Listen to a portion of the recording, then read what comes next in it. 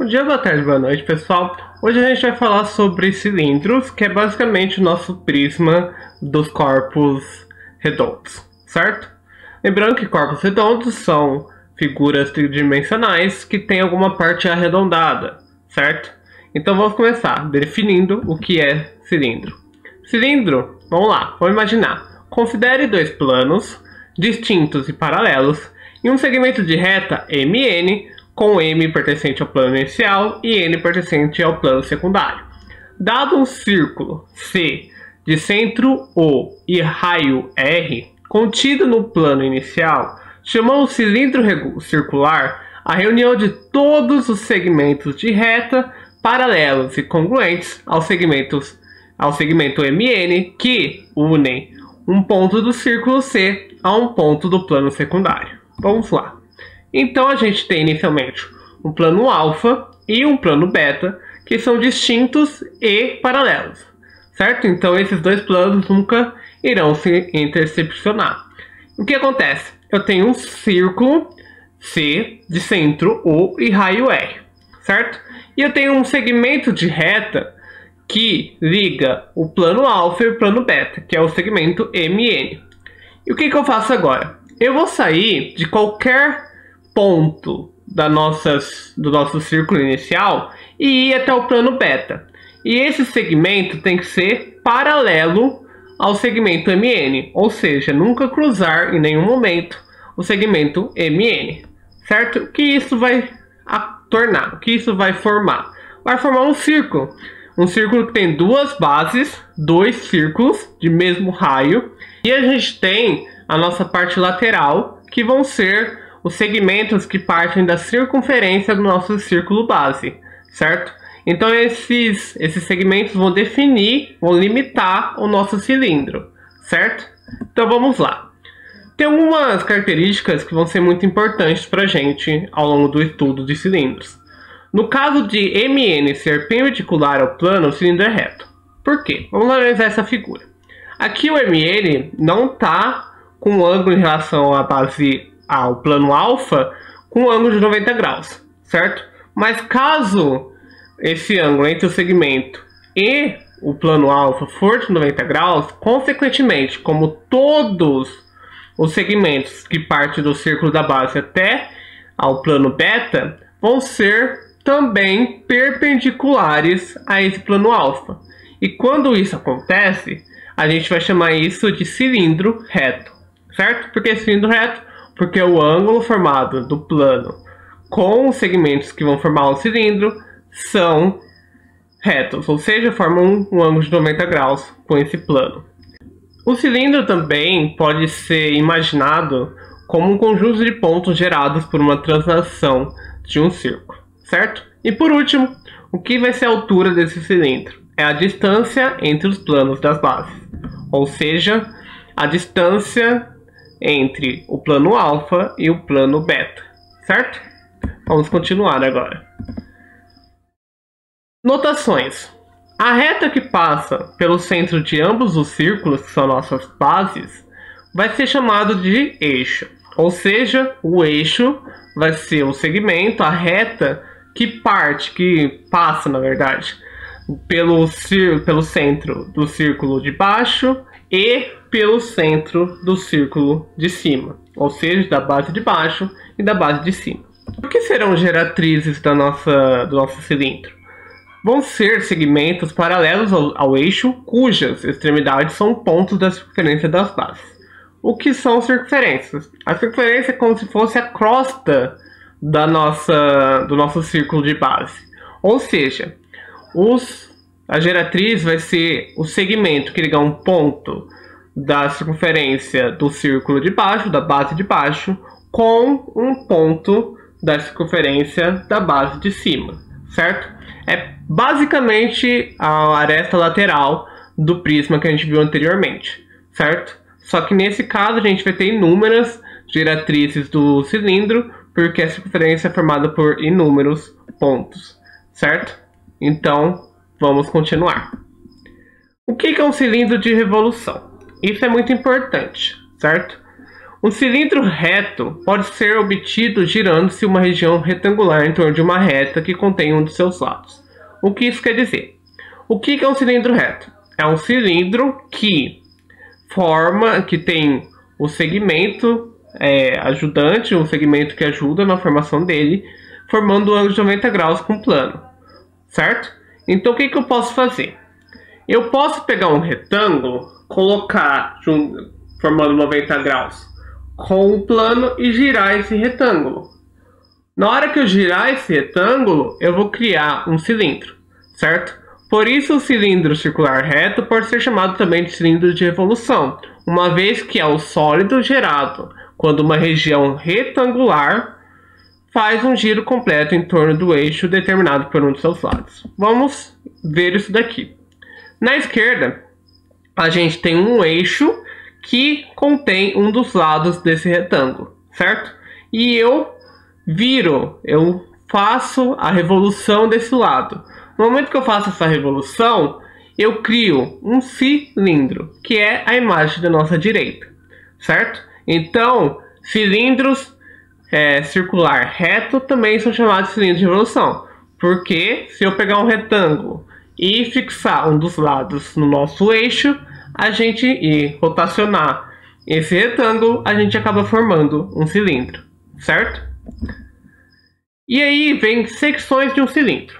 O que é secção? É quando eu corto um pedaço desse cilindro de acordo com dois parâmetros, transversalmente e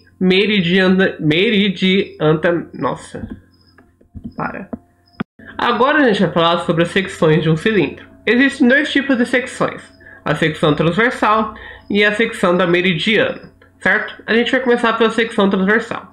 A secção transversal vai ser a intersecção do cilindro com um plano paralelo às suas bases que resulta em um círculo congruente às bases. Pela figura fica bem óbvio essa definição. A gente tem um cilindro reto, certo? E o que a gente faz? A gente traça um plano que é paralelo a essas bases e que acaba formando, no momento que corta esse cilindro, um círculo que é congruente às bases, ou seja, que é igual às nossas bases, certo?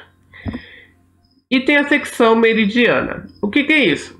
Meridiana é uma coisa que pode lembrar a geografia, que nesse caso vai ser a intersecção do cilindro com um plano que contém o seu eixo. Ou seja, eu vou cortar de baixo para cima. E é obrigado que eu contenha o eixo, certo? Lembrando que o eixo é a reta que passa pelo centro das bases. O que isso vai gerar? Vai acabar gerando um retângulo no centro dessa figura, certo? E quais serão as medidas desse retângulo? Como eu, na hora de cortar meridianamente esse cilindro, eu passei pelo eixo, consequentemente eu também passei pelo diâmetro dos círculos das nossas bases, que são as nossas bases. Ou seja, quando eu passo pelo diâmetro, eu também tenho a medida de 2R. Por quê? Porque o diâmetro é o dobro do raio, assim como o raio é metade do diâmetro, certo? Então a nossa largura desse retângulo formado vai ser 2 vezes raio, ou apenas o diâmetro. E qual vai ser o comprimento desse retângulo? Vai ser a nossa altura. Por quê? Porque vai ser a ligação de uma base a outra, certo? Então, um retângulo que é formado a partir da secção meridiana vai ter como medida 2 raio e altura, certo? Mas caso eu faça essa secção da secção de um cilindro e eu perceba que eu obtive um quadrado, quais serão essas medidas? A mesma coisa, eu vou passar pelo diâmetro e eu vou passar pela altura. A altura sendo o nosso comprimento e o diâmetro sendo a nossa largura. Só que o que acontece? Em um quadrado, os lados são iguais. Então, nesse caso, quando a secção meridiana formar um quadrado, o diâmetro vai ser igual à altura. Consequentemente, a altura vai ser igual a 2 vezes o raio, certo? Agora a gente vai falar sobre a superfície de um cilindro. A superfície do cilindro é formada por duas partes planas, que são as bases, e uma parte curva, arredondada, que é a superfície lateral. Vamos analisar primeiro a imagem da esquerda. Eu tenho nossas bases. Cada uma das bases, pela definição de cilindro, estão em um plano, certo? Então, automaticamente, quando eu quiser planificar essa figura tridimensional, como as nossas bases já partem de um plano, o plano vai ser elas já vão ser planificadas, ou seja, elas já automaticamente serão um círculo. Por quê? Porque as nossas bases são circulares, certo? O que vai mudar? Vai ser a nossa parte tridimensional, a nossa parte que dá o caráter arredondado à nossa figura tridimensional, que é a parte lateral. No momento que eu esticar, planificar essa parte lateral, a gente vai ter como resultado um retângulo, certo? E quais serão a largura e o comprimento desse retângulo? Vai ser como comprimento, o comprimento do círculo. Por que o comprimento do círculo? Porque essa parte do comprimento, ela vai circular, ela vai ficar em volta do círculo, ou seja, vai pegar todo o comprimento da circunferência, certo? Lembrando que a circunferência é a crosta desse círculo, certo? E qual é o comprimento de uma circunferência? 2πr, certo? E quem vai ser a nossa largura? Como a gente viu na secção meridiana, vai ser a altura, certo? Consequentemente, o comprimento e a altura dessa superfície lateral, dessa área lateral, vai ser 2πr como comprimento e, consequentemente, a altura como a nossa largura desse retângulo, certo? E como vai ficar a nossa área lateral, a nossa área das bases e a nossa área total? A área lateral, como a gente acabou de ver, como a nossa área lateral vai ser um retângulo, a área de um retângulo é base vezes altura, apenas, ou lado vezes lado, caso seja um quadrado. Então, como aqui a gente tem um retângulo, vai ser comprimento vezes largura. O comprimento é 2πr e a nossa largura é a altura. Consequentemente, a nossa área lateral fica 2 vezes π vezes r vezes a altura, certo? E quais serão as nossas áreas das bases? A área de um círculo é πr ao quadrado, certo? E, consequentemente, como eu tenho dois círculos de bases, consequentemente vai ser 2 vezes essa área, consequentemente vai ser 2 vezes πr ao quadrado, certo? E o que vai ser a área total? A área total é sempre a soma da área lateral com as áreas das bases. Nesse caso, área lateral mais 2 vezes a área de uma base. Então, vai ficar 2πr vezes a altura mais 2πr ao quadrado. Nesse momento eu coloco em evidência o 2πr. Por que eu coloco em evidência o 2πr? Porque é o termo que aparece em ambas partes dessa soma, certo? Então, quando uma coisa aparece nas duas partes de uma soma, eu posso deixar ela fora dessa soma multiplicando ambos os termos, certo? Com isso, eu chego que a área total de um cilindro qualquer, certo? Vai ser 2πr vezes a soma da altura com esse raio, certo?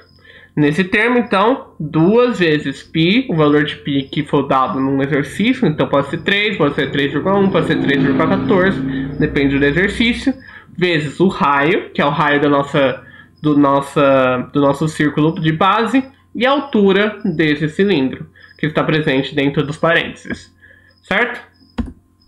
E como a gente vai fazer o volume do cilindro?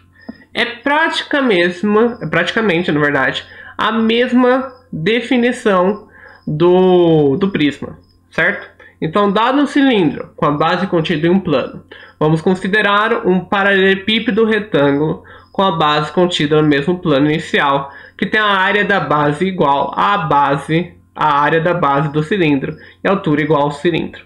Cada plano paralelo ao inicial, que secciona um dos sólidos, também secciona o outro, e a secção é determinada em cada um deles tem a mesma área de suas bases. Ou seja, a gente tem um cilindro e a gente tem um prisma de base quadrada, de base quadrangular. E o que isso acontece?